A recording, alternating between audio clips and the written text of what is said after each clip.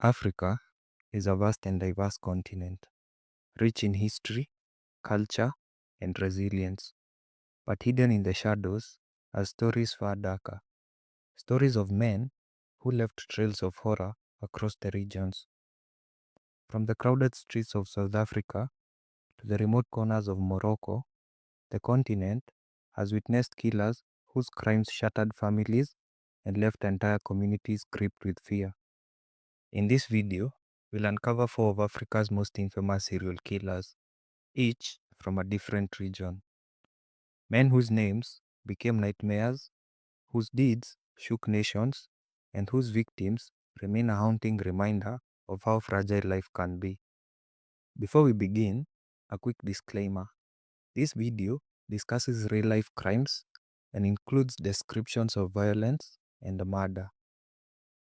Viewer discretion is strongly advised.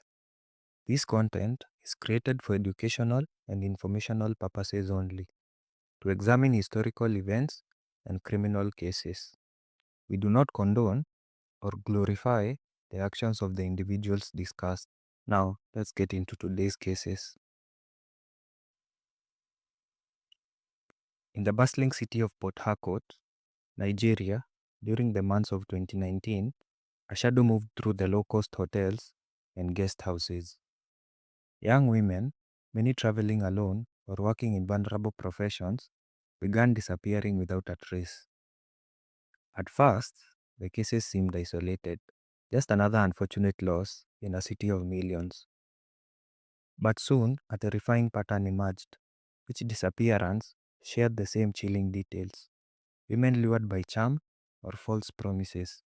Rooms where no one else seemed to notice, and the faint sinister mark of a predator operating in plain sight. This is the story of Gracious David West, one of the worst serial killers in West Africa. A man whose calculated cruelty and methodical planning would terrorize Port Harcourt for months, leaving behind a trail of fear, grief, and unanswered questions. The investigations that followed would reveal the horrifying extent of his crimes and the lives forever altered by his actions. Port Harcourt, the capital of Rivers State in southern Nigeria, is a bustling port city and the heart of the country's oil industry. By the year 2019, it had grown into a city of millions, teeming with commerce, traffic, and constant hum of urban life. The city's low-cost hotels and guest houses, scattered across its centers and suburbs, catered to travelers, workers, and those with limited means, a mix of legitimate visitors and vulnerable population. While the oil industry brought wealth and opportunity, it also created sharp social disparities. Many young women migrated to the city seeking work, safety, or independence, only to find themselves in precarious situations.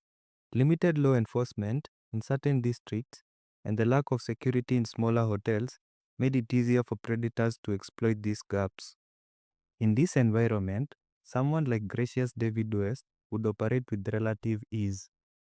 The anonymity of crowded streets, poorly monitored hotels, and the transient nature of the city's population allowed him to prey on unsuspecting women while remaining largely undetected.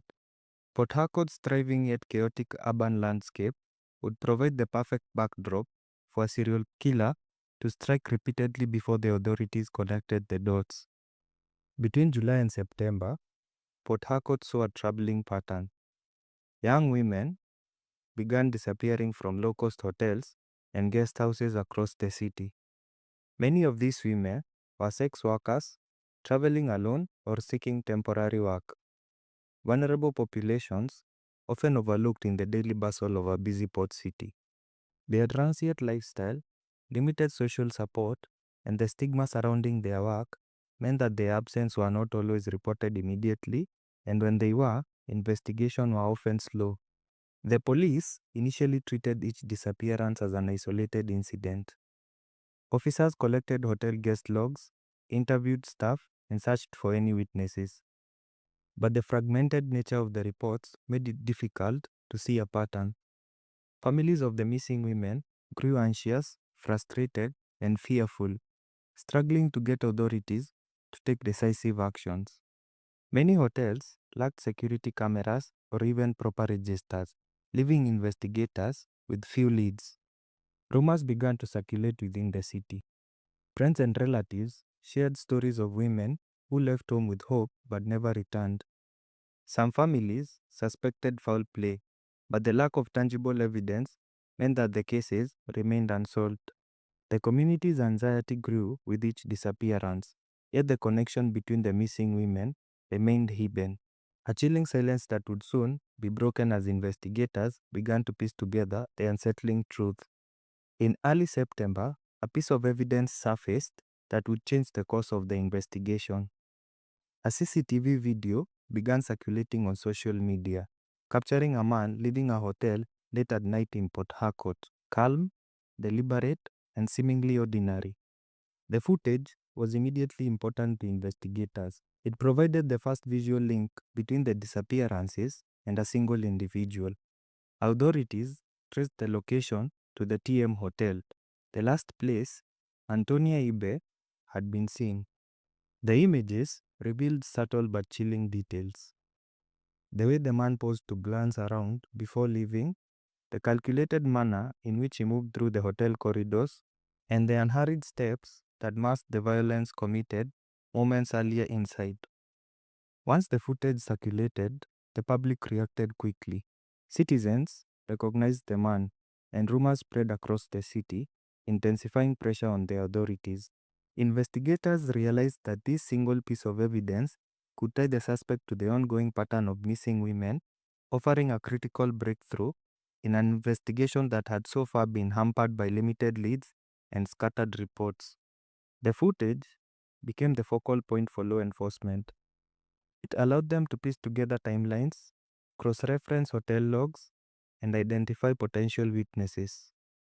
While the footage gave investigators a crucial visual lead, another discovery would provide even more insight into the predator's methods.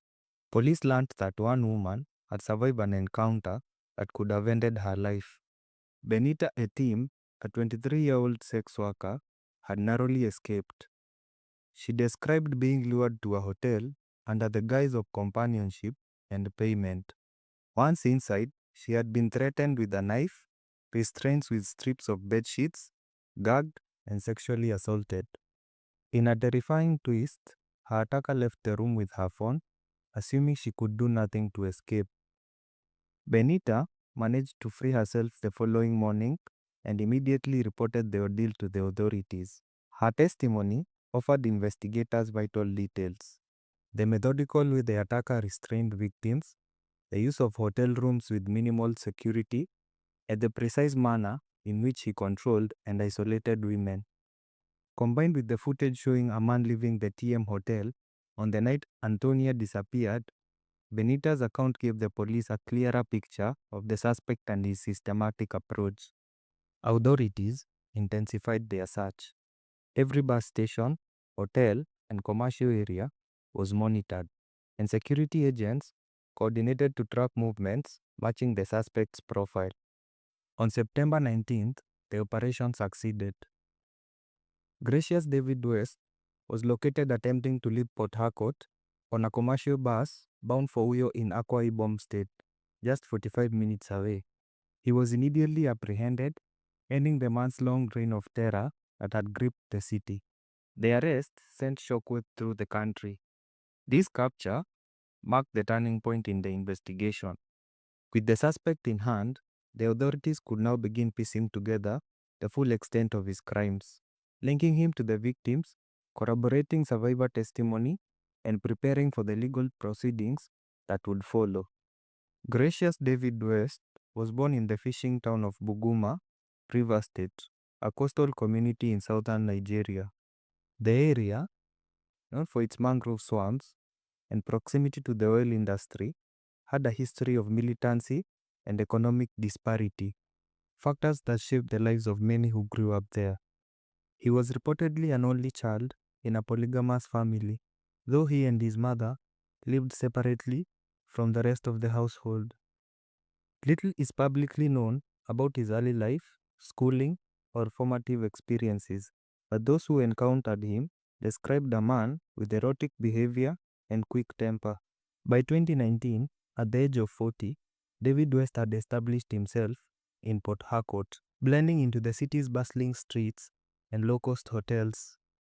Police later revealed that he had been affiliated with the Greenlanders, also known as the BAM, a mafia-style street gang that emerged from earlier armed militant groups in Niger Delta.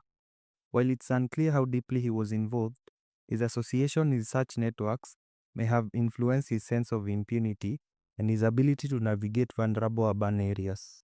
He employed deception and charm to gain their trust, posing as a military officer or a man offering financial reward. He approached women with confidence and persuasion. Once they agreed to meet him, he led them to a hotel room under the pretense of companionship or work. Inside, his demeanor shifted from polite to controlling. David West restrained his victims using strips of bedsheets, bending their hands, feet, and even mouths. He used these improvised restraints to immobilize them completely, ensuring they could not raise any alarm. Threats with a knife or other forms of intimidation reinforced his control, leaving his victims powerless and terrified.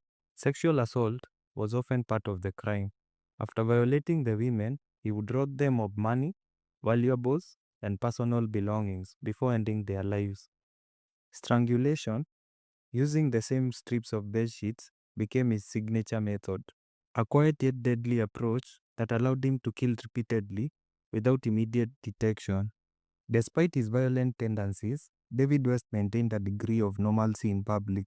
He moved calmly through the streets, entered hotels without raising suspicion, and blended into a population where law enforcement oversight was limited.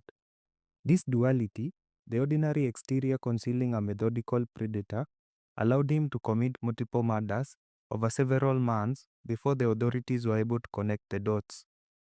The victims of gracious David West were young women trying to survive in a city that offered both opportunity and risk. Their lives, often overlooked by society, became the target of a calculated predator. The survivor, Benita, narrowly escaped death. On August 18th, she met David West, who lured her to a hotel room with promises of payment and companionship. Once inside, he threatened her with a knife, restrained her with strips of bedsheets, gagged her, and sexually assaulted her. Other women were not as fortunate. Jennifer Nwokocha had traveled from Lagos to Port Harcourt to celebrate her birthday. She met David at her hotel, shared drinks, exchanged numbers, and later returned to meet him. That night, she would never return home. Police found her bound and strangled with bedsheet strips, a method David used consistently across his victims. The known victims included Maureen Ewuru, who died at the Brooklyn Hotel on July 30th, Jennifer Nwokocha, who died at the Venice Hotel on August 14th, Linda Waripa, who died at Avery Guest House in Oyigbo on September 6th, Dorcas Francis died at the Imperial Hotel on September 9th, Blessing Ifyong died at Toki Hotel, Rose Samuel died at Lassa Steve Hotel in Omoku on September 12th, Kelechi Bridget Onwoha died at Pechik Hotel on September 13th. Patience Hamo died at Torox Guest House on September 18th, and Antonia Ibe died at TM Hotel. David West attacks followed a terrifyingly consistent pattern. The psychological component of Gracious crimes was equally disturbing. He carefully observed each victim, learning their habits and the best way to manipulate them. He understood the gaps in hotel security, the transient nature of his victims' lives, and the societal indifference that often surrounded sex workers.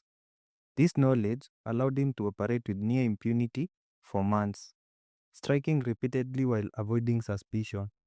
Even in his movements outside the crime scene, he maintained a facade of normalcy. He walked through the streets like any other citizen, blending into crowds and choosing locations that allowed him to disappear into the city after committing his crimes. Each attack followed a predictable pattern, yet the horror of his actions was amplified by the randomness with which he chose his next victim. The city's population unaware of the unfolding pattern, continued their daily routine while David West exploited every vulnerability. A predator concealed with the ordinary rhythm of urban life. Once in custody, Gracious David West was subjected to intense questioning by police investigators. After that, we were inside the club. After that, she discussed how much I would pay her. So after that, we left the club to the hotel. What is the name of the hotel? Can you remember the name of the hotel? Back the hotel. It's at Rumokoro, that's Sithole. Okay, Sithole. Rumokoro. No, Rumokoro. Rumokoro, okay. Yes, so what happened when you go? So after that, we went to the hotel. Yes. I paid for the place. So they took her to the hall. So after they took her, I said, okay, let me prefer to arrange for food. And she will eat myself. So they prepared food and we ate.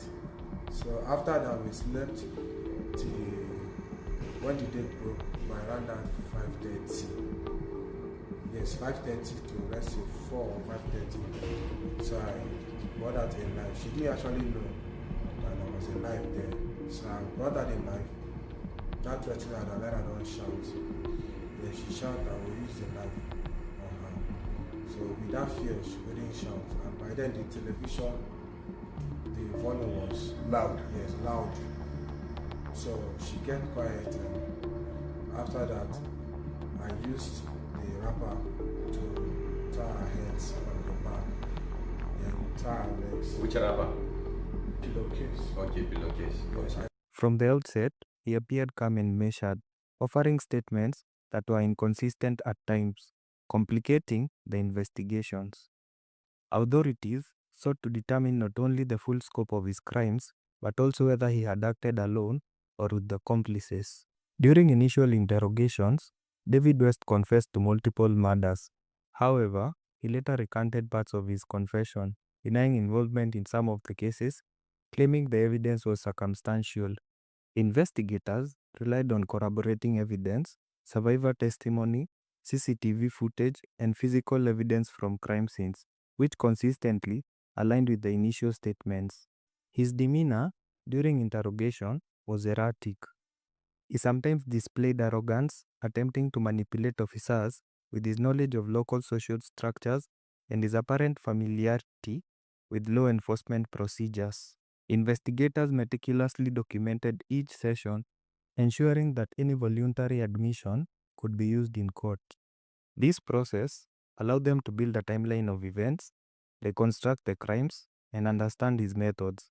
A methodical and patient approach that was essential to prepare for prosecution. Gracious David West's trial began in October 2020 at a Rivers State High Court in Port Harcourt. The case had drawn significant public attention, as months of murders had left the city fearful and outraged. Initially, David West had pleaded guilty to the murders while unrepresented by a lawyer.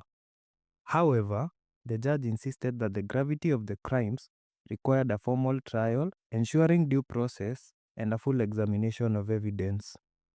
During the trial, the prosecution presented a detailed account of 9 murders and 1 attempted murder, supported by CCTV footage, survivor testimony, and physical evidence collected from hotels where the crimes occurred. Benita, the survivor, provided a harrowing description of her encounter. Although she did not appear as a witness in court due to safety concerns, her encounter had already been integral to linking David West to the strings of murders. Each victim's story was recounted in court. The prosecution emphasized the systematic nature of his crimes, how he lured victims using false promises, controlled them using threats and restraints, sexually assaulted them, robbed them, and ultimately murdered them using bedsheet strips. Several hotel staff and managers were called to testify, confirming his repeated presence and suspicious behavior prior to the crimes. The defense, however, attempted to challenge some of the evidence and the recanted portions of his confession, claiming the circumstances were misrepresented. However, the court relied heavily on the combination of his voluntary statements, the CCTV footage, hotel records, and the patterns of his attacks to establish guilt beyond reasonable doubt. The trial also revealed that David West had confessed to 6 additional murders. This was in Abia, Imo, Edo, Lagos, and other states, but insufficient evidence prevented prosecution for those cases. Public reaction to the trial was intense. The residents and the families of the victims followed the proceedings closely, demanding justice. Protesters had previously marched in the city, calling for action against the killer, and the trial was seen as a culmination of those demands. On conviction, the judge sentenced Gracious David West to death by hanging, reflecting the severity of his crimes. The judge also found him guilty of attempted murder for the attack on Benita. Following the sentencing, his lawyers filed an appeal in November 2021. The appeal challenged both the procedural aspect of the trial and certain evidentiary points, arguing that parts of the confession had been improperly admitted and the gravity of the death sentence warranted reconsideration. Despite these legal maneuvers, the appeal faced significant obstacles. The prosecution's case was robust, supported by CCTV footage, survivor testimony, hotel records, and multiple forensic links to the crimes. Public opinion in the city also exerted pressure, with families of victims and residents demanding that justice be fully enforced. Ultimately, the appeal did not overturn the conviction or sentence. The death penalty remained in place, affirming the court's position that David West's systematic premeditated killings warranted the maximum punishment under Nigerian law. The conviction of Gracious David West brought a sense of relief to Port Harcourt, but the scars left by his crimes ran deep. Families mourned the loss of daughters, sisters, and friends, many of whom had disappeared under harrowing circumstances. The grief was compounded by the fact that some of the victims had little family support or community presence, leaving gaps in both remembrance and closure. Legally, the case became a precedent in Nigerian criminal justice for handling serial killings and coordinating evidence across multiple crime scenes. It also reinforced the role of modern technology, such as CCTV and social media, in connecting seemingly isolated incidents and aiding law enforcement investigations. For survivors like Benita, the psychological aftermath was profound. Her testimony had been central to the investigation, yet surviving such an ordeal left lasting trauma. Ultimately, the David West case served as a stark reminder of human cruelty and resilience. While the predator was brought to justice, the city of Port Harcourt and Nigeria at large were forced to confront the societal conditions that allowed such crimes to occur. The memory of the victims endures both as a testament to their lives and as a cautionary tale for the protection of the vulnerable individuals in society.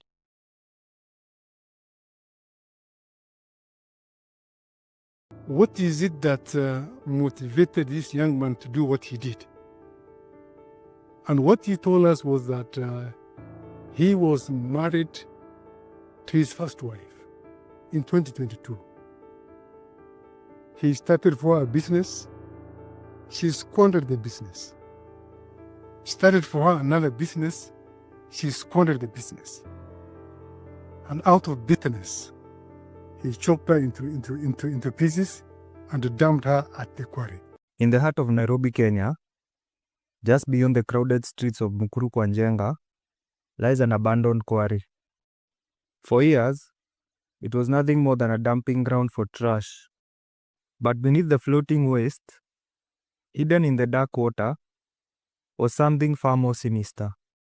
What began as a search for one missing woman uncovered a mass grave. Dismembered bodies, wrapped in sacks, pulled one by one from the depths. And at the center of it all, a man who confessed to killing 42 women. But is he a monster? Or just a scapegoat in a system shrouded in corruption and fear? Kenya, a country known for its stunning wildlife, breathtaking landscapes, and vibrant culture. But beneath the beauty lies a darker reality.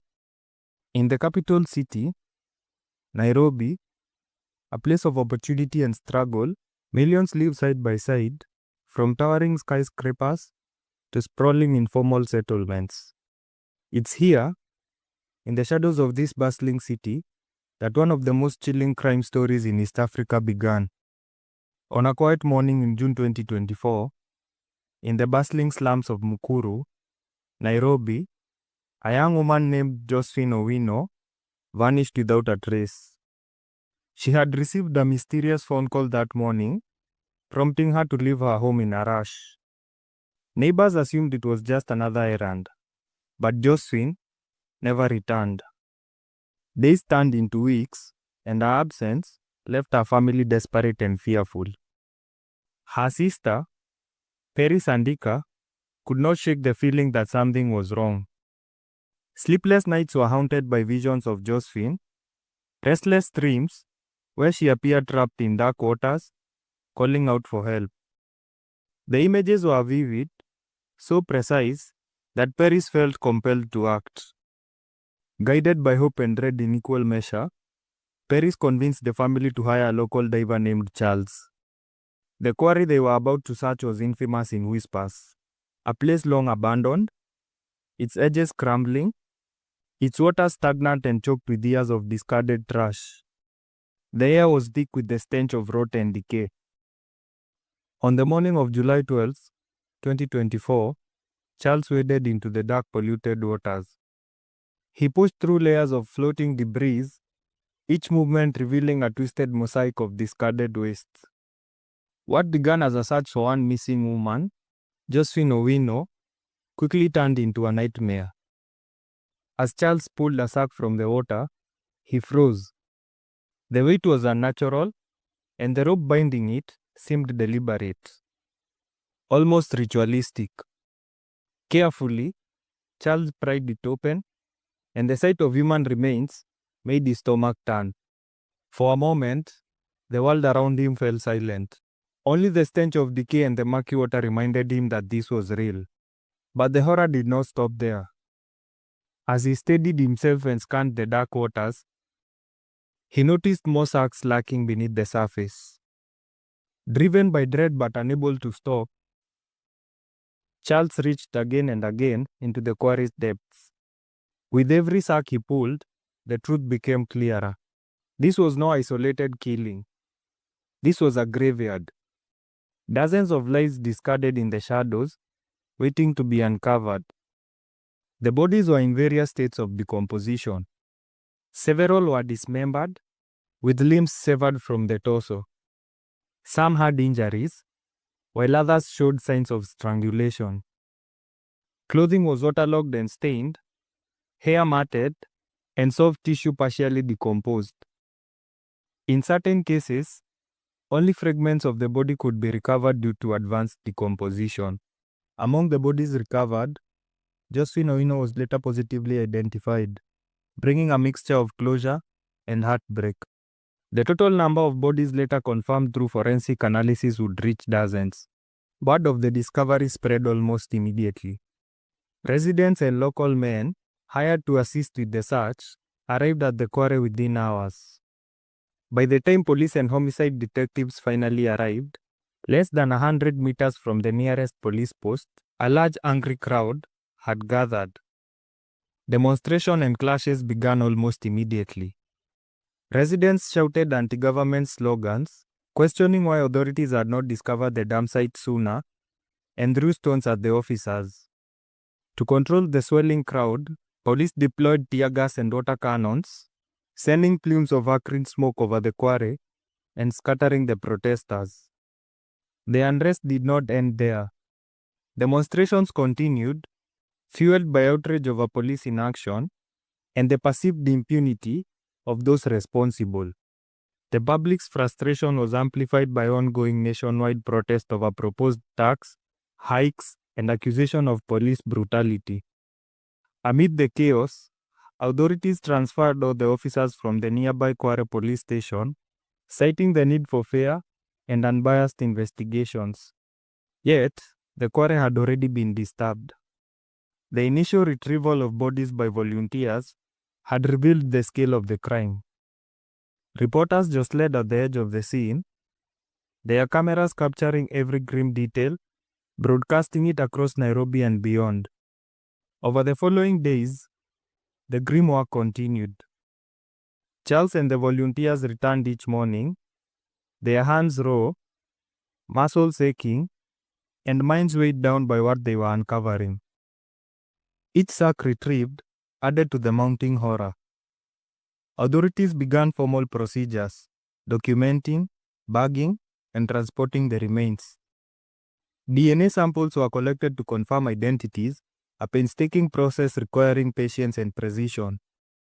Media crews remained on site, broadcasting live updates and interviewing officials, residents, and human rights advocates.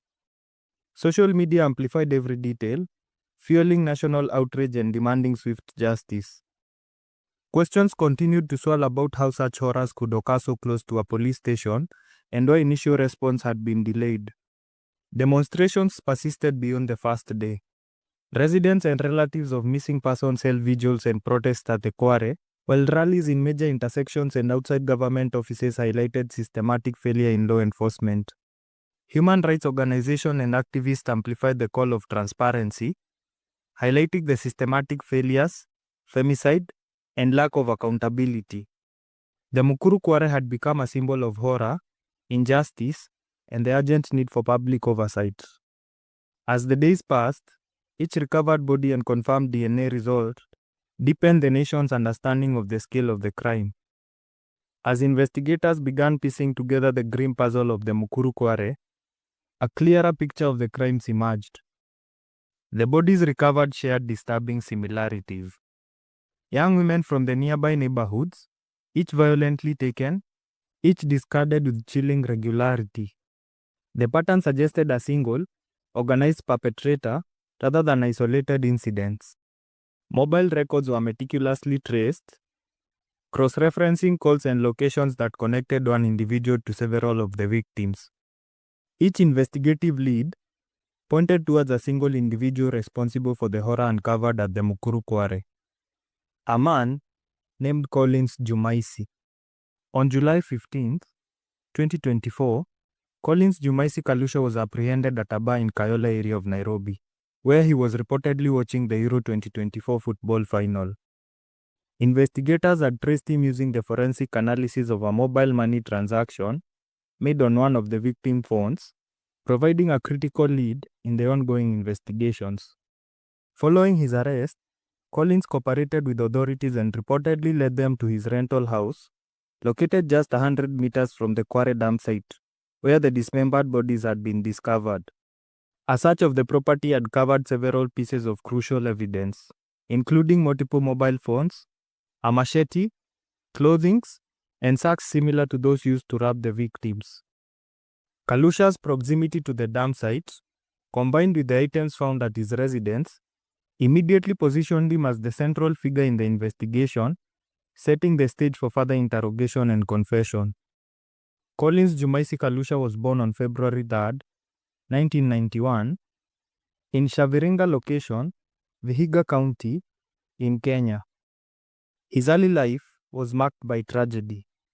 His father passed away in 1995, leaving his mother, Margaret Rose Jumaisi, to raise him and his 3 siblings. After the father's death, the family relocated to Migori County, where they tried to build a new life. Despite being surrounded by family, Kalusha's later years would reveal a life increasingly separate from those who knew him. Little is publicly known about his education or early personal life. Local residents and extended family members have reported that they did not recognize him or recall much about his activities in Vihiga County. After moving to Nairobi, Kalusha kept a low profile, blending into the bustling urban environment. Before his arrest, Kalusha worked as a motorcycle taxi driver, a common occupation in Nairobi that allowed him to navigate the city while remaining largely anonymous. He lived near the quarry dam site in the Kayole area, less than 100 meters from where the bodies were later discovered. Kalusha's personal life is equally sparse in public records. According to reports, he married Imelda Judith Kalenya in 2021, and police allege that she was his first victim in 2022.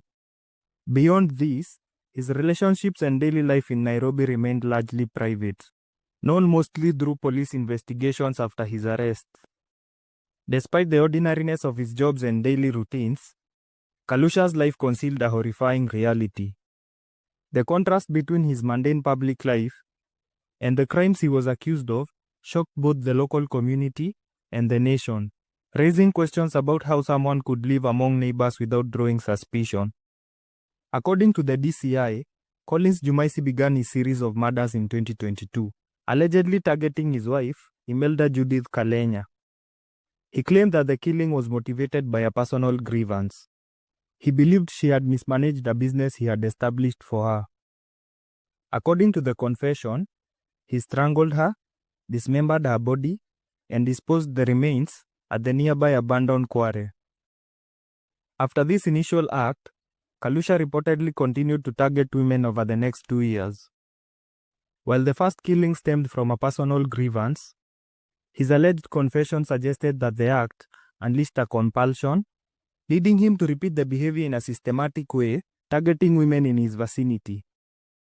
According to his alleged confession, he would reportedly identify women, often using charm or deceit, and convince them to meet him under false pretenses. Some victims were acquaintances, while others were strangers. At the time of his arrest, police claimed that he was actively attempting to lure another woman. Once the victim was isolated, Kalusha allegedly restrained and killed them. The confession stated that he sometimes strangled the women and, in certain instances, sexually assaulted them before killing. After killing, he would dismember the bodies, often using a machete or similar sharp instrument. He then placed the remains into nylon sacks, which he transported to the quarry dump site, less than 100 meters from his residence. Kalusha reportedly took personal items from his victims, including mobile phones, handbags, and clothing. Some of these items were later recovered by police at his residence, including one belonging to Josephine Owino, whose disappearance had initially triggered the discovery of the graves. Over the course of his alleged confession, Kalusha claimed to have killed a total of 42 women. Almost immediately after his arrest and alleged confession, his lawyer, John Maina Ndegwa, publicly challenged the validity of the statements. Ndegwa claimed that Kalusha had been subjected to torture and coercion, including being strangled, in order to force a confession. He described the alleged admission of guilt as laughable and insisted that Kalusha was in urgent need of medical attention following the abuse. The lawyer's statement cast doubt on the official narrative provided by the DCI. While authorities presented the confession as a detailed account of Kalusha's crimes, the defense argued that any information obtained under duress could not be trusted. Media reports, including coverage by Al Jazeera, echoed these concerns, highlighting the claims of police misconduct and questioning the reliability of confessions obtained in custody. The timing of the defense challenge, immediately after the confession was made public, added a layer of controversy to an already high-profile case. It raised broader questions about the integrity of the investigation, the methods used by law enforcement, and the protection of suspects' rights in Kenya. The lawyer's claims did not just challenge the confession itself. They fueled public skepticism, particularly given to the delays in police response to the discovery of the bodies at the quarry dump site and the proximity of the crime scene to a police station. For many Kenyans, the situation highlighted systematic issues in law enforcement and accountability. As the legal battle began to take shape, investigators continued to piece together the full scope of the crimes. Forensic teams examined the recovered evidence, mobile phone records were meticulously cross-referenced, and witness statements were corroborated with Kalusha's alleged admissions. Despite the lawyer's allegations, the authorities maintained that the investigation was proceeding under strict procedural standards. Following his arrest and publicized allegations of torture, Collins Jumaisi was placed in a high-security section of Nairobi's Gigiri police station. Authorities maintained that he was under strict supervision, with regular monitoring and interrogation sessions to clarify the details of the murders and confirm the evidence recovered from his residence. Despite the high-profile nature of the case, Reports indicate that Kalusha was held alongside other detainees in a facility that, while considered secure, had vulnerabilities common to Kenyan detention centers. By August 2024, Kalusha had been in custody for just under a month. It was during this period of heightened scrutiny that a shocking breach occurred. On the morning of August 20th, 2024, at approximately 3 a.m., Kalusha, along with 12 Eritrean migrants, held for immigration violations, cut through the wire mesh roof of a basking bay, a covered courtyard used for fresh air at the station. They then scaled the perimeter wall and disappeared into the night. The escape was discovered around 5 a.m. during a routine check.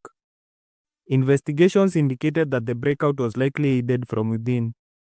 Officers on duty were immediately scrutinized, as escaping from a high-security facility would have been nearly impossible without inside help. Kalusha's lawyer later echoed this concern, pointing out that he had been routinely shackled. The BCI launched a nationwide manhunt for Kalusha and the 12 Eritreans, offering a substantial cash reward for credible information leading to their capture. Officers implicated in facilitating the escape faced immediate consequences. 5, including the station OCS and the sub-county police commander, were suspended. In total, 8 officers were interdicted and arrested, and 5 were later formally charged with aiding the escape. News of the breakout sent shockwaves through Kenya. Public outrage intensified as citizens questioned police competence and accountability. A multi-agency investigation was launched, analyzing officers' phones, internal records, and CCTV footage to determine who exactly had facilitated the escape. As of today, Collins Kalusha remains at large, a fugitive from justice. His escape added a new, alarming dimension to the case, leaving authorities scrambling to regain control, and the nation grappling with renewed fear and outrage over one of Kenya's most notorious criminal investigations. As we conclude this case, our hearts go out to the victims and their families, whose lives were tragically cut short. The human cost of these crimes is unmeasurable, and their suffering continues to resonate across communities in Nairobi and beyond. As of late 2024, 6 of the victims had been positively identified through DNA testing, bringing some measure of clarity to grieving families.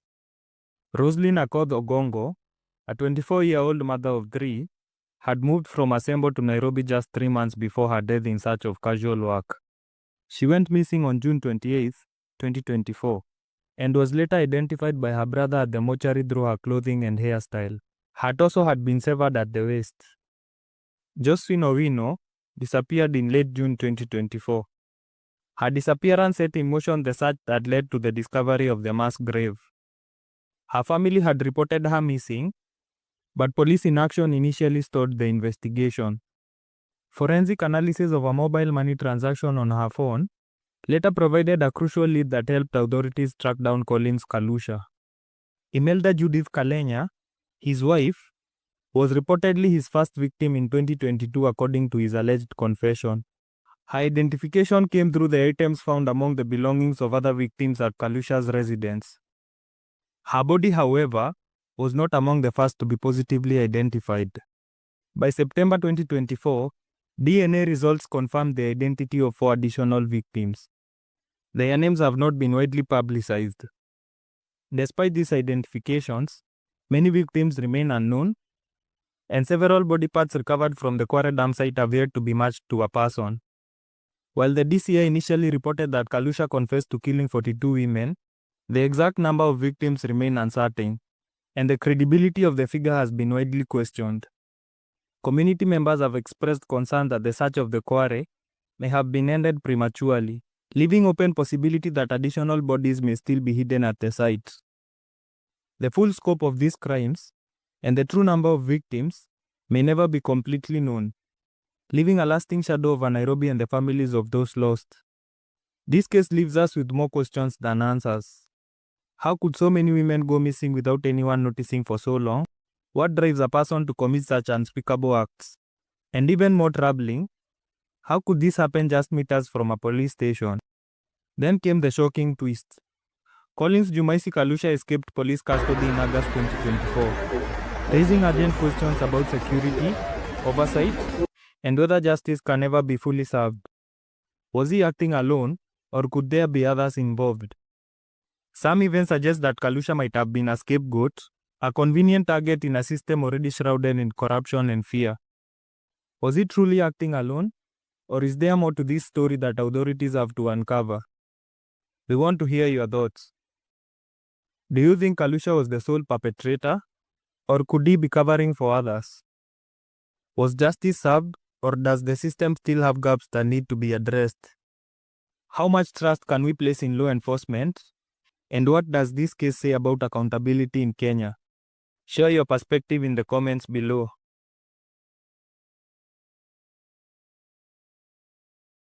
In the mid-1990s, South Africa was a nation still finding its feet after years of turmoil and change. While the country looked forward to a new chapter of freedom and democracy, a shadow was spreading across the townships and suburbs of Gauteng province. In Atteridgeville, Boksburg, and Cleveland, women began to vanish, one after another. Most were young, many were mothers, and all were simply searching for work to provide for their families. Their disappearances struck fear into entire communities. Parents warned their daughters not to go out alone, neighbors whispered about the unknown predator, and police scrambled to make sense of the growing list of missing persons. At first, the cases seemed unconnected. But behind the ordinary streets and quiet homes, a predator was at work, a man who used kindness as bait and promises as chains. What no one knew at the time was that the number of women who fell for his deception would climb into dozens, making him one of South Africa's most feared killers. This is the story of Moses Sithole, a man the press would later name the ABC Killer. A title born from the trail of terror he left across Atteridgeville, Boksburg, and Cleveland. I first shared this story when I was just starting out, but when I dug deeper into the facts of the case, I knew it deserved to be revisited with more accuracy and context. Let's dive into the facts and retrace the events step by step. South Africa in the 1990s was a country in transition. The long, brutal years of apartheid had ended, and the nation was entering a new democratic era filled with hope and uncertainty. But while the political landscape was changing, everyday life for many remained harsh. Poverty was widespread, unemployment was high, and women in particular were left vulnerable as they searched desperately for work to support their families. In townships like Atteridgeville, the industrial hub of Boksburg, and the bustling neighborhoods of Cleveland, the promise of a job often meant survival. Women would travel long distances, answer newspaper ads, or trust word-of-mouth leads, all in hope of finding steady income. These were mothers, sisters, and daughters, driven by necessity and weighed down by economic struggle. It was in this fragile environment that fear began to spread. Women were disappearing, quietly at first, then in alarming numbers. Rumors rippled through communities, warnings were whispered from one family to another, and entire neighborhoods were gripped by the sense that someone somewhere was hunting the most vulnerable. And at the center of it all was a man who masked the darkness within. A man who promised opportunity but delivered terror. This man was Moses Sithole, the ABC Killer. Moses Sithole was born on November 17, 1964, in Vosloorus, near Boksburg, in what was then the Transvaal province of South Africa. His father, Simon Sithole, passed away when Moses was still a child, leaving his mother, Sophie Sithole, to care for 5 young children on her own. Overwhelmed by poverty and grief, Sophie made the heart-wrenching decision to place Moses and his siblings at a police station. She instructed the children not to tell the officers that she was their mother. Moses and his siblings were placed at a children's home. What was meant to be a safe haven quickly turned into a nightmare. The children endured systematic physical and sexual abuse. Moses in particular suffered frequent beatings and assaults. He was too young to understand why this cruelty was directed at him, and with no one to protect him, his feelings of betrayal festered. The very institutions and adults who were supposed to protect him instead exposed him to trauma. This period left scars far deeper than the physical wounds. Moses developed a profound distrust of women, beginning with his mother, who he viewed as having abandoned him to the orphanage. Over the years, the sense of betrayal metastasized into simmering resentment. Every beating and assault reinforced in his mind the idea that women could not be trusted, that they were the root cause of his suffering. Moses spent 3 years there, enduring systematic physical and sexual abuse, which left deep psychological scars. As a teenager, Moses ran away from the orphanage, seeking refuge with his older brother, Patrick Sithole, in Vosloras. By the time he left the orphanage, Moses was no longer just a neglected child. He was a young man carrying a reservoir of anger, humiliation, and a warped sense of control. Eventually, instability followed. His brother later moved away, and Moses even sold the house where he had been living without permission. In search of survival and independence, Moses went to work in the gold mines of Johannesburg, navigating a harsh and dangerous environment. These early experiences would shape his worldview, and they laid the foundation for the violence he would unleash years later. By his mid-teens, Moses' childhood trauma had begun to harden into deeper anger and resentment. During these formative years, Sithole's behavior began to show alarming signs. He became increasingly aggressive and domineering, especially towards women he encountered. He started experimenting with control and intimidation, testing boundaries in ways that were dangerous precursors to his later crimes. Friends and neighbors reportedly noticed his temper and his fascination with asserting power over others, but no interventions were made at the time, allowing his anger to fester. Moses Sithole was 22 years old when he committed his first recorded sexual assault in September 1987. He sexually assaulted Patricia Kumalo, a 29-year-old woman in Cleveland. She survived her ordeal, but the specific details of the day remained private, known only to her and the court records. Her survival would prove crucial nearly a decade later. By 1988, Sithole was in a relationship with a woman named Sibongile Nkosi. Within the confines of that relationship, he subjected her to abuse. While public accounts confirmed that the abuse was not sexual in nature, the specific of what she endured remained part of her private testimony, a hidden chapter of sustained control and fear. The violence soon escalated. Just weeks later, on September 28, 1988, Sithole assaulted Dorcas Kadibone Kobane. She survived, but the full, harrowing circumstances of her attack are not part of public record. A respectful silence for the survivor. The very next month, October 1988, the violence intensified. Sithole turned his attention to Sibongile's 15-year-old sister, Lindiwe Nkosi. He sexually assaulted the teenager and then strangled her to the point of unconsciousness, attempting to kill her. Miraculously, she survived. Her detailed testimony at his future trial would paint a stark picture of his lethal intent. Moses assaulted Baiswa Doris Swakamisa in February 1989. According to reports, armed with a panga, a type of machete, he lured her under the guise of offering employment, attacking her in an isolated area near Boksburg. Luckily, she managed to escape.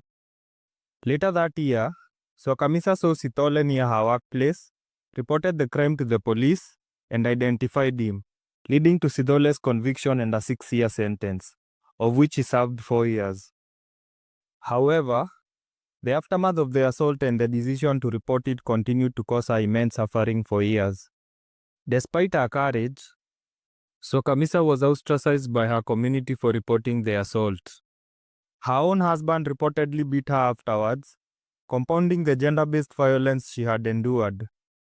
This first confirmed assault marked a critical turning point. It was no longer just anger or aggression, it was the calculated use of fear and intimidation to dominate and harm a woman.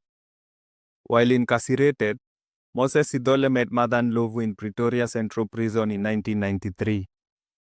Her nephew was serving time along Sithole, and through this connection, she was introduced to him. Sithole made immediate advances, initiating a relationship. He began corresponding with Mother Ndlovu. She agreed to a relationship and visited him regularly until he was released on parole in 1995. After his release, he moved in with Mother Ndlovu and her parents in Soshanguve in Pretoria. Outwardly, he presented himself as a respectable man, working odd jobs and creating a fake charity called Youth Against Human Abuse to appear trustworthy. In July 1994, while still with Ndlovu, Sithole committed his first confirmed murder, killing 18-year-old Maria Monene Monama. At the time, Ndlovu was 5 months pregnant with their daughter, Bridget. Sithole and Ndlovu later married in March 1995, 3 months after the birth of their daughter Bridget. For outsiders, the marriage seemed to signal stability. He worked odd jobs, attended church gatherings, and engaged with the community, a picture of a reformed man. Behind the public facade, however, Sithole's violent impulses remained buried but unresolved. Though outwardly responsible, the psychological undercurrents that drove his previous assaults persisted. His marriage to Martha, though seemingly normal, could not survive the tension, distance, and darkness that lingered within him. They had a daughter, but the marriage quickly unraveled, ending just months later in July 1995 after an argument over school keys. Ndlovu would later testify against Sithole at his serial murder trial, bringing their connection full circle in court. After the divorce, Moses returned to a life marked by secrecy and isolation. Yet, he continued to present an image of respectability, which would later allow him to exploit the hopes and vulnerabilities of women seeking employment. It was during this period that the first disappearances of women in Gauteng province began to unsettle the community. The local police were initially baffled, as there seemed to be no connection between the victims, and the families were left desperate for answers. Rumors spread, fear permeated the neighborhoods, and the public demanded action. South Africa's law enforcement, still grappling with the aftermath of apartheid-era challenges, lacked the specialized resources for profiling or connecting serial crimes of this nature. For months, the suburbs remained on edge, with families and communities living in fear. Unaware that the perpetrator, Moses Sithole, was carefully exploiting these gaps in policing, continuing his attacks with chilling precision. The police were under immense pressure to find the killer. The breakthrough came with the case of Amelia Rapodile. She had gone missing after telling people she was meeting a man named Moses Sithole for a job interview. On September 16, 1995, a police reservist, out hunting rabbits near the Van Dyke mine in Boksburg, stumbled upon a horrific sight. The smell of decomposition led him to a mass grave where multiple bodies had been buried. Forensic experts were called to the scene. Over the next 48 hours, they carefully excavated the bodies of 10 female victims, all in various states of decomposition. Identification of Amelia Rapodile among the victims, detectives were able to identify her and discover that she disappeared on September 7th after attending a job interview. When investigators followed this lead, they discovered a job application form linking her disappearance directly to him. Further digging revealed Sithole's prior conviction. With that, police were convinced they had finally found their prime suspect. As soon as Sithole realized police were on his tail, he vanished from his known haunts.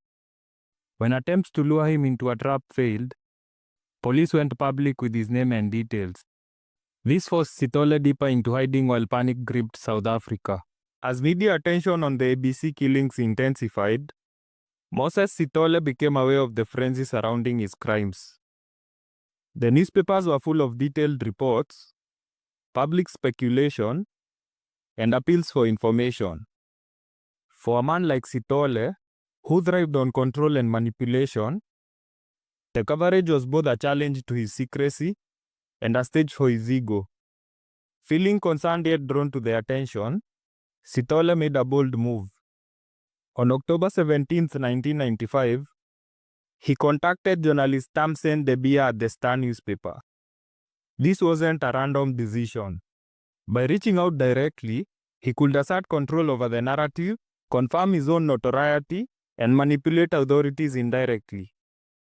During the phone call, Sithole admitted he was the ABC killer, even claiming his murders were revenge for what he considered an unjust conviction. To prove his identity and demonstrate the seriousness of his claim, he revealed the location of a body that had not yet been found, details only the killer could know. The journalist, recognizing the gravity of the information, immediately alerted the police. This contact provided law enforcement with their first concrete lead. It was through the careful handling of Sithole's communication that the authorities could set up a trap, which ultimately led to his capture. Despite being on the run, Sithole continued to call Debia. On one call, he even gave her a number to phone him back. Police rushed to the payphone he was using, but he slipped away moments before they arrived. Sithole, aware that the net was tightening, contacted a family member, reportedly his brother-in-law, seeking help, but the relative immediately informed the police, who saw this as the perfect opportunity to set a sting operation at a factory in Benoni. Every detail was planned. Officers in plain clothes, backup units nearby, and undercover officer Franz Mulovedzi ready to apprehend him. When Sithole arrived at the factory that morning, the air was tense. He stepped out of his vehicle, cautious, eyes scanning the area. Something told him that this might be a trap. Before officers could surround him, he attempted to flee, darting towards the edge of the premises. Mulovedzi gave chase, waving through crates and machinery, the echo of heavy steps mingling with the distant hum of industrial equipment. Cornered, Sithole turned violently, swinging a hatchet at the officer with frightening precision. The blade struck Mulovedzi's hand, but it wasn't enough to stop him. The officer fired his weapon, bullets hitting Sithole in the leg and stomach, knocking him off balance. Sithole crumpled to the ground, the weight of his own violence finally catching up with him. Officers rushed in, securing Sithole while he writhed in pain. He was immediately transported to a nearby hospital, where doctors treated his gunshot wounds. Once stabilized, he was transferred to a military hospital, where detectives began what would become a grueling series of interrogations. It was here, in these dark rooms under watchful eyes, that Sithole admitted to his crimes, revealing the full horror of his killing spree. He confessed to abducting, assaulting, and murdering at least 38 women and one toddler, detailing the calculated ways he lured them under the guise of work and opportunity.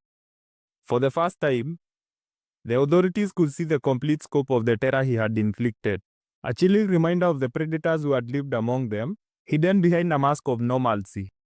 After Moses Sithole's arrest, the story dominated South African media. Newspapers, television, and radio broadcasts reported the capture of the so-called ABC killer. His name, his methods, and the terrifying pattern of disappearances were now known to the public, creating a wave of shock and fear across the nation. The intense coverage had an immediate effect. Women who had previously stayed silent began coming forward. For the first time, law enforcement received multiple reports from individuals who had survived the encounters with Sithole or had witnessed suspicious activities linked to him. The flood of new information gave the police a clearer understanding of the scale and brutality of his crimes. The authorities were able to establish that Sithole approached his victims under the guise of offering legitimate work. He presented himself as trustworthy, sometimes appearing as a helpful ordinary man. Once he gained their confidence, he would lure them to isolated areas, abandoned buildings, vacant lots, remote stretches of road, or derelict industrial sites like the Van Dyke mine, where he could act without interruption or witnesses. The attacks were methodical. He restrained his victims, sometimes using rope or cloths, and assaulted them violently. His weapons varied: knives, sticks, hammers, and in some cases, he relied on strangulation, often with their own underwear. Sithole's brutality was calculated. He often targeted the head or neck to quickly subdue his victims, ensuring minimal chance of resistance. He also threatened them with force or authority, manipulating them psychologically to maintain control. After committing the murders, he disposed of the bodies in a way that balanced visibility and concealment, enough that they could be found eventually, but far enough to delay discovery and identification. Occasionally, he dismembered victims or left them arranged in chilling ways, creating a signature that would later allow investigators to connect the killings. Sithole's crimes were not random, they reflected careful planning and strategic execution.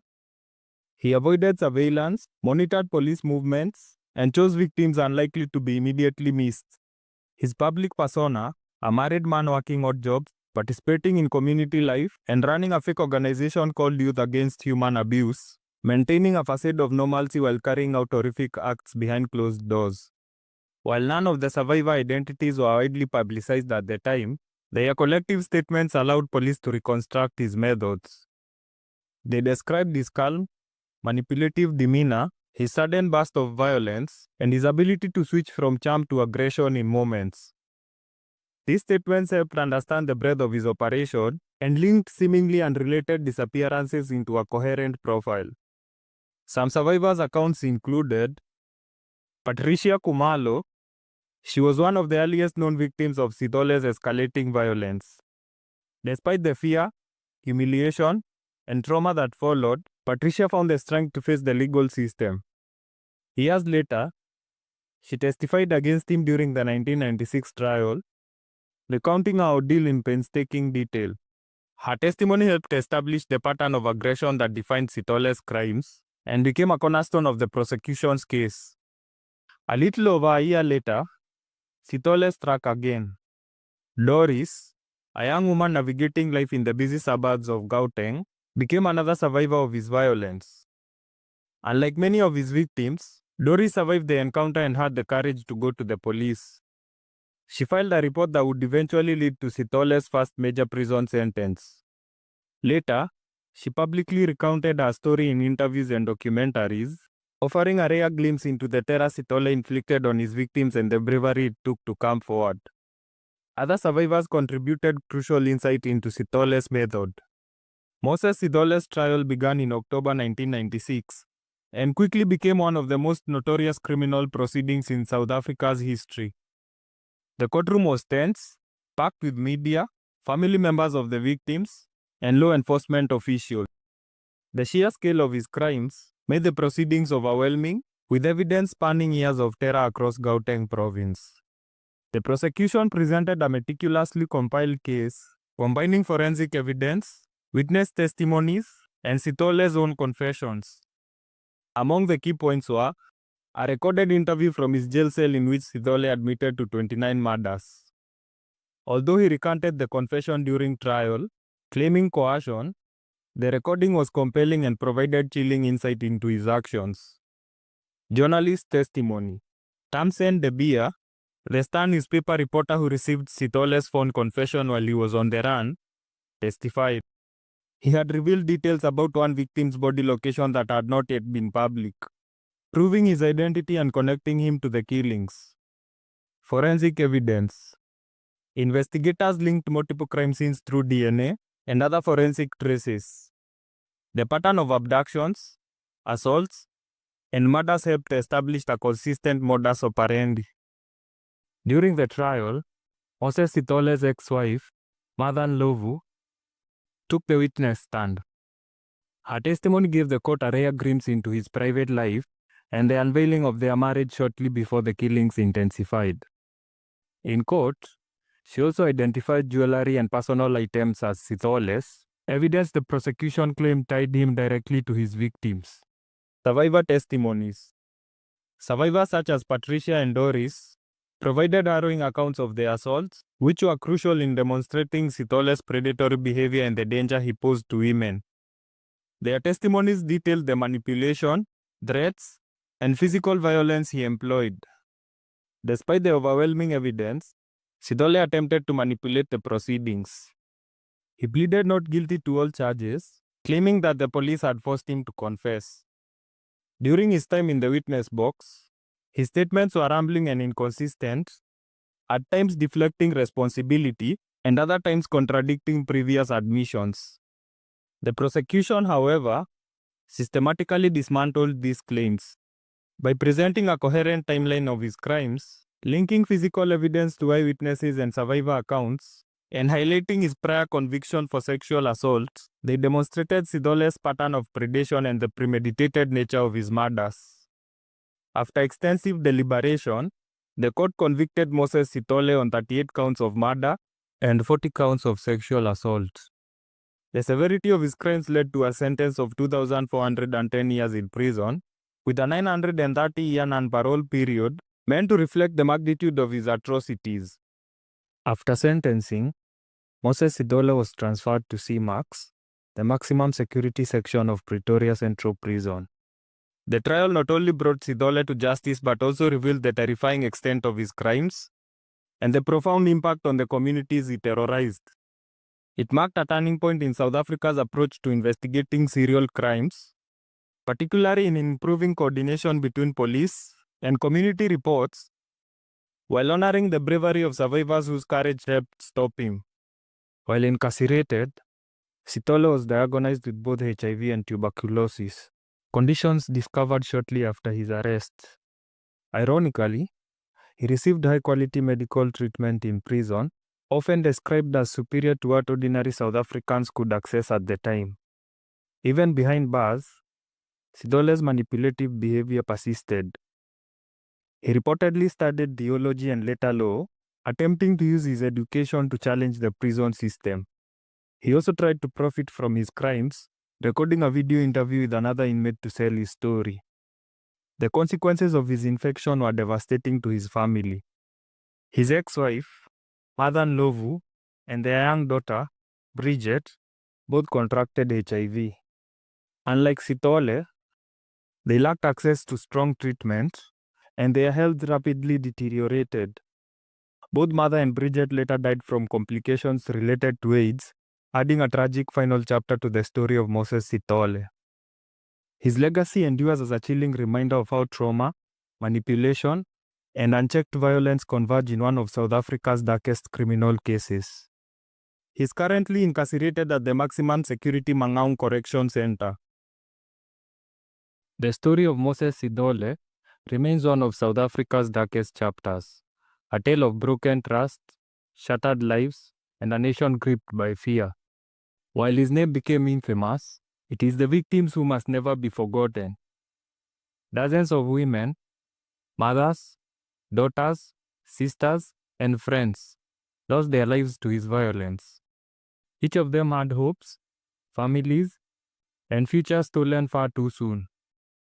Their stories remind us that behind every headline is a life cut short, and behind every case is a community left to mourn. Though Sithole will spend the rest of his life behind bars, the scars he left behind on families, communities, and survivors can never truly heal. By remembering the victims and honoring their memory, we ensure their voices are not silenced and their stories continue to outshine the darkness left behind.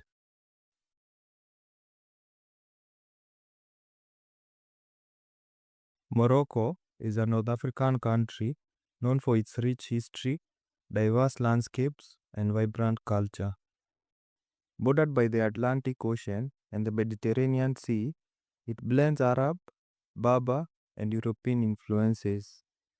From the sweeping Sahara Desert to the snowy Atlas Mountains, Morocco is a land of contrast where tradition and modern life exist side by side. Marrakesh is one of Morocco's most famous destinations. Founded nearly 1,000 years ago, it has long been a hub for trade, culture, and religion. Today, Marrakesh is famous for its bustling markets, ancient palaces, mosques, gardens, and lively squares where food, music, and storytelling creates a unique atmosphere. Yet beneath this vibrant city, hidden behind the crowded streets and colorful markets, a darker story unfolded. A tale of disappearances, fear, and a series of crimes that would shock the city and leave an incredible mark on its history. Imagine walking through a marketplace in 1906, the scent of spices in the air, merchants calling out their trades, carpets and silks draped in the sun. But hidden beneath the cobblestones and carpets lies a dark secret, the remains of dozens of women who never made it home. For years, families whispered about the disappearances. Young women would leave home in search of work, guidance, or opportunity and vanish. No one knew where they had gone until the truth came crashing out from behind the walls of a respected merchant's shop. His name was Haj Mohamed Mesfewi, nicknamed the Marrakesh Ark Killer. He wasn't just a trader in goods, he was a trader in death. A man who used charm and trust to lure his victims before burying them in the very place where business and faith intertwined. When authorities uncovered his crimes, Morocco and the world stood horrified. This is the story of Morocco's most infamous serial killer and the extraordinary punishment that made his name echo in history for over a century. To understand the story of Haj Mohamed Mesfewi, we first have to step into Morocco at the turn of the 20th century. Marrakesh, the city where his crimes unfolded, was a place of incredible contrast. Beauty and horror living side by side. Known as the Red City because of its clay walls and buildings, Marrakesh was a bustling hub of trade and culture. The Medina, a maze of narrow alleys and crowded markets, was filled with the sounds of bargaining, the smell of spices, and the constant movement of merchants, travelers, and pilgrims. It was a city where everyone knew someone and reputation mattered. But this was also a time of political uncertainty. Morocco in the 1900s was under the pressure from European powers, with France and Spain both pushing for influence. Many people turned to fortune tellers, herbalists, and traditional healers for guidance, and it was in this atmosphere of faith and desperation that Mesfewi found his victims. The women of Marrakesh, especially those who were poor or without strong family ties, were the most vulnerable. They were often searching for work, love, or spiritual advice, and that search would tragically lead them straight into Mesfewi's hands. The man who would later be known as the Marrakesh murderer was Haj Mohamed Mesfewi. Unfortunately, much of his early life remains clouded in mystery. Exact details about his birth date, parents, and siblings was never formally recorded in the historical sources that survive. What we do know is that Mesfewi was a Moroccan merchant based in Marrakesh in the 19th and early 20th century. His full name, Haj Mohamed Mesfewi, carries particular significance. The title Hajj is given to any Muslim who has completed the pilgrimage to Mecca, one of the 5 pillars of Islam. Completing this journey earned him respect and social credibility within Moroccan society. To the people of Marrakesh, this title marked him as devout, honorable, and trustworthy, a perception he would later exploit to lure victims. Mesfewi was not an outsider or a drifter. He ran a shop in the Marrakesh busy Medina and was familiar to many in the community. People saw him as a successful, even trustworthy man, but behind this facade, he harbored a sadistic cruelty and a chilling ability to manipulate those who came to him for help. He was not alone in his crimes. Mesfewi worked closely with a female accomplice, often described as a fortune teller or a herbalist named Dana. Together, they preyed on the most vulnerable women in Marrakesh, using charm, trust, and religious authority to lure them to their deaths. Her role, however, remains shrouded in mystery, but together they orchestrated a string of horrific murders.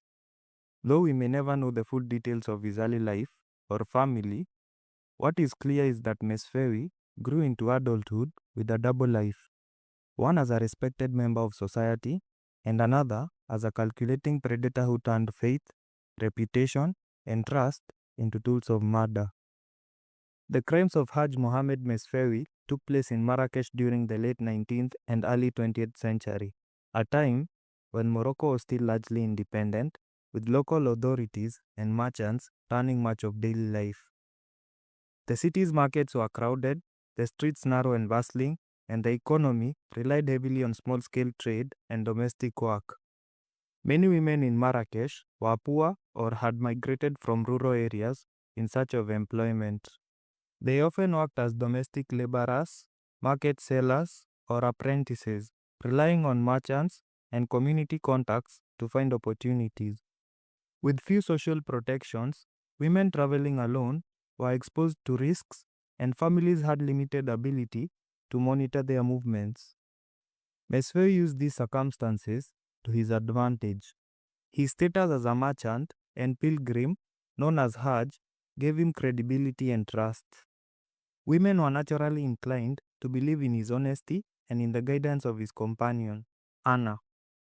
The crowded, chaotic Medina allowed him to operate quietly, while limited law enforcement oversight made it difficult for anyone to detect or prevent his crimes. In this environment of economic vulnerability, social reliance on trusted figures and minimal policing, Mesfewi found the perfect conditions to carry out his crimes repeatedly, preying on the most vulnerable members of society without immediate suspicion. The horror of Mesfewi's method was that it allowed him to kill repeatedly without immediate detection, all while maintaining an image of a respectable merchant. His calm, deliberate actions revealed a mind that understood not only murder but manipulation, how to exploit trust, pity, and the vulnerabilities of women in patriarchal society. The Medina would be full of sounds of merchants calling out their wares, donkey carts moving along the markets, laughter of children darting through the narrow alleys, and the distant chants from mosques echoing across the city. And yet, hidden beneath this life, unseen and unfathomable, lay a darkness that no one suspected. Mesfewi and Anna prowled the edge of this daily life.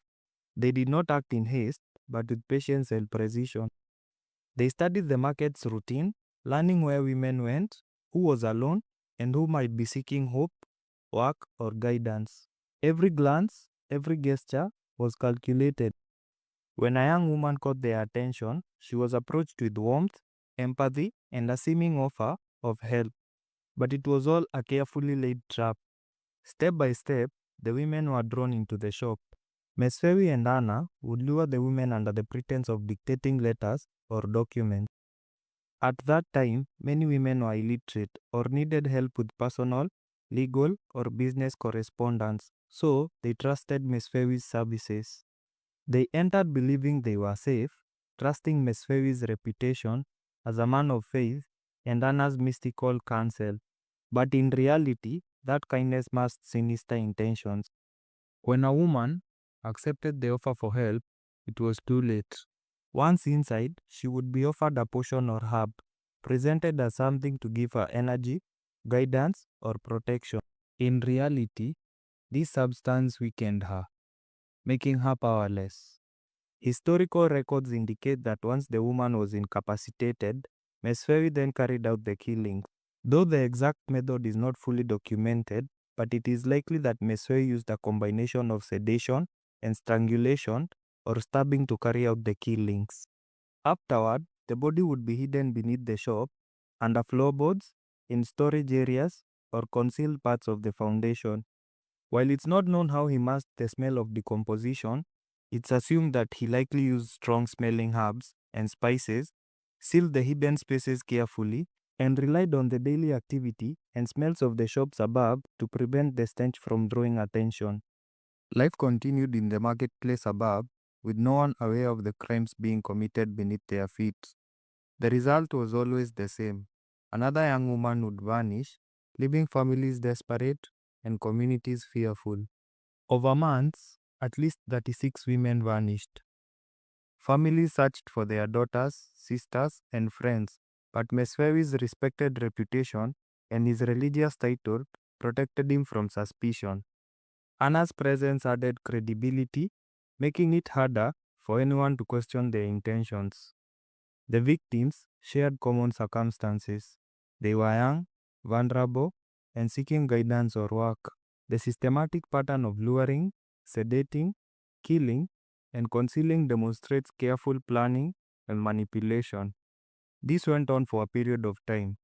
However, the exact duration of Hajj Mohamed Mesfewi's killing spree remains uncertain. While reports indicate that he was active in the early 1900s, with his arrest occurring in April 1906, a specific start date of his crime is not documented. Some sources suggest that his activities may have spanned several years, but concrete evidence pinpointing the exact timeline is lacking. Initially, the disappearances were seen as isolated incidents. However, as women failed to return home, rumors began circulating through the Medina. Concerned relatives started asking questions, seeking information about the last place their daughters, sisters, and friends had been seen. It was one family's search for their missing daughter that would change everything. The breakthrough came when the family carefully traced the movement of their missing daughter to Mesfewi's shop. The family apprehended Anna and questioned her. Under pressure and torture, Anna confessed to her role in the crimes. Authorities were notified, and this lead marked the beginning of a formal investigation. Investigators turned their attention to Anna, Mesfewi's accomplice. Under questioning, she revealed the chilling details of her role. She admitted to helping lure women into the shop, often under the pretense of dictating letters or offering guidance. Once the women arrived, Anna would give them drinks or herbal preparations, claiming they would aid in concentration or comfort while writing. In reality, these substances weakened the women, leaving them unable to resist Mesfewi's attacks. Anna's confession provided investigators with a clear picture of the systematic methods used to isolate and kill the victims. Following Anna's statements, authorities conducted a thorough search of Mesfewi's premises. Hidden beneath the shop's floorboards, in storage areas, and even within sections of the garden, they discovered the remaining of at least 36 women. 20 were discovered under his shop, while 16 bodies were found in his garden. The bodies had been carefully concealed, demonstrating the level of planning and understanding Mesfewi had regarding how to avoid detection. The discovery of these bodies confirmed the scale of the crimes and shocked the community. The investigation also revealed a calculated pattern.